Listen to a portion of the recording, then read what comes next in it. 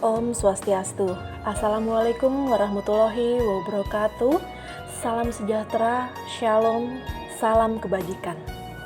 Saya I Gusti Ayu Kartika Natalia, SMP Negeri 12 Denpasar, CGP Denpasar, Bali.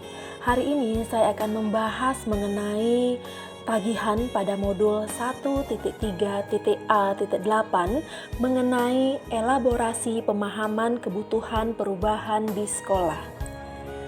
Adapun pertanyaan pemandu yang dapat saya sampaikan, yang pertama yaitu apa pemahaman mengenai paradigma inquiry apresiatif yang sering disingkat IA, dan yang kedua, bagaimana dari paradigma IA yang berkaitan dengan 2 poin dari Ki Hajar Dewantara tersebut. Yang ketiga yaitu apa pemahaman Anda atas peran pendidik dalam 2 poin pikiran KHD tersebut. Dan yang terakhir, bagaimana Anda memanfaatkan paradigma IA untuk mewujudkan 2 poin KHD tersebut. Baik, kita mulai saja untuk membahas pertanyaan yang pertama, yaitu mengenai paradigma inquiry apresiatif. Konsep IA ini pertama kali dikembangkan oleh David Cooperrider. IA dikenal sebagai pendekatan manajemen perubahan yang kolaboratif dan berbasis kekuatan. Cooperrider menyatakan bahwa pendekatan IA dapat membantu membebaskan potensi inovatif dan kreatif serta menyatukan orang dengan cara yang tidak dapat dilakukan oleh proses manajemen perubahan yang biasa. IA menggunakan prinsip-prinsip utama psikologi positif dan pendidikan positif. Pendekatan IA percaya bahwa setiap orang memiliki inti positif yang dapat memberikan kontribusi pada keberhasilan. Inti positif ini merupakan potensi dan aset organisasi. Nah, dengan demikian, dalam implementasinya, inquiry apresiatif dimulai dengan menggali hal-hal positif, keberhasilan yang telah dicapai, dan kekuatan yang dimiliki oleh sebuah organisasi sebelum organisasi menapak pada tahap selanjutnya dalam melakukan perencanaan perubahan.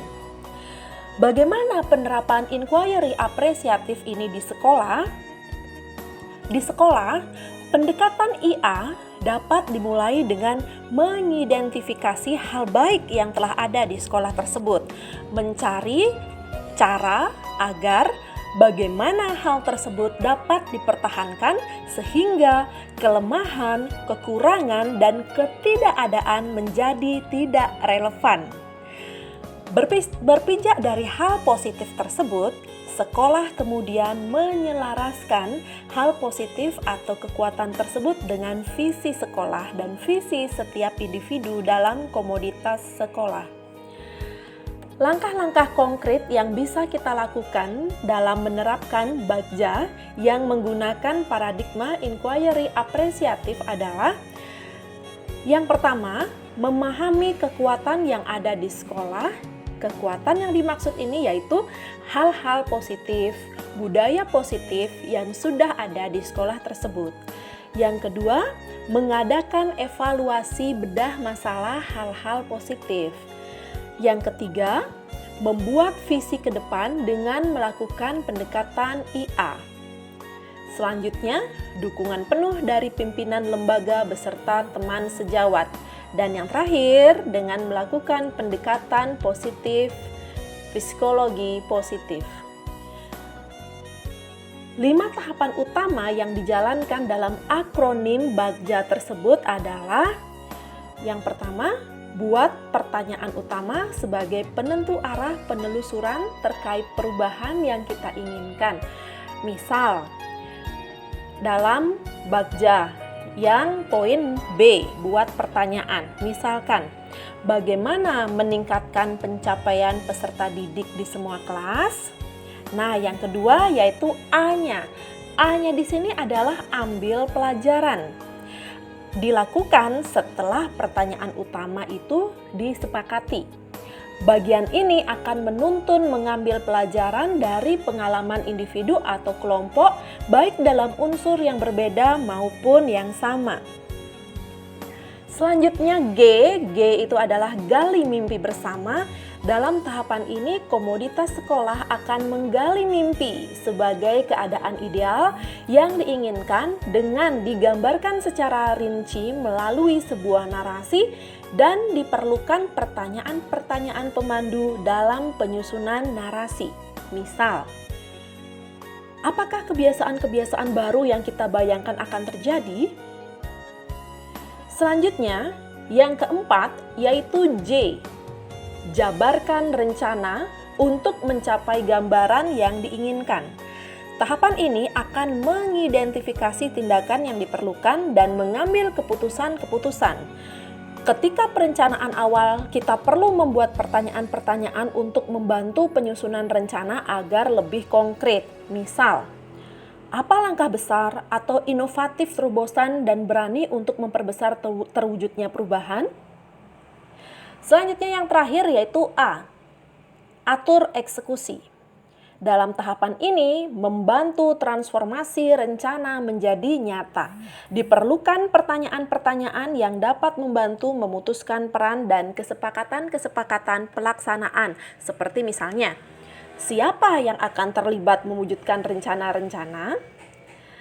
Nah, baik, kita akan menuju ke pertanyaan yang kedua, yaitu bagian dari paradigma inquiry apresiatif yang berkaitan dengan 2 poin Ki Hajar Dewantara.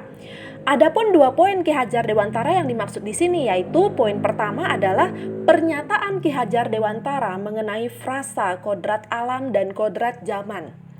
Dan yang kedua, pernyataan Ki Hajar Dewantara yaitu anak-anak itu hidup dan tumbuh sesuai kodratnya sendiri.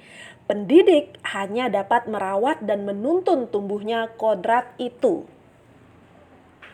Jadi, kesimpulan dari pernyataan Ki Hajar Dewantara dan terkait dengan paradigma inquiry apresiatif di sini yaitu setiap anak memiliki keunikannya masing-masing yang bisa menjadi potensi positif.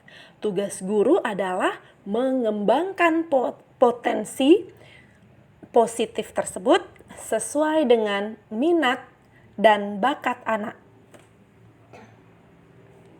Melalui pendekatan inquiry apresiatif, guru berupaya menumbuhkan nilai-nilai positif pada anak sesuai dengan kodrat alam dan kodrat zaman sehingga anak tersebut mampu berkembang, mampu mandiri, dan maju sesuai dengan cita-cita, harapan, dan tujuannya yang bermanfaat bagi dirinya, orang lain, dan lingkungannya. Pertanyaan yang ketiga yaitu, apa pemahaman Anda atas peran pendidik dalam 2 poin pikiran Ki Hajar Dewantara tersebut?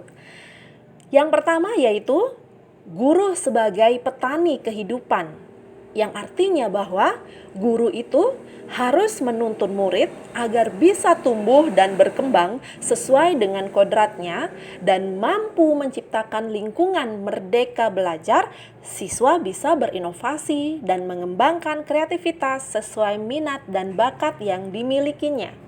Dan yang kedua yaitu peran pendidik adalah sebagai fasilitator. Dalam hal ini, guru harus mampu menuntun siswa dengan aktivitas among dan ngemong agar murid dapat mencapai versi terbaiknya, sehingga dapat mengembangkan hal-hal positif yang dapat menjadi potensi kekuatan bagi dirinya.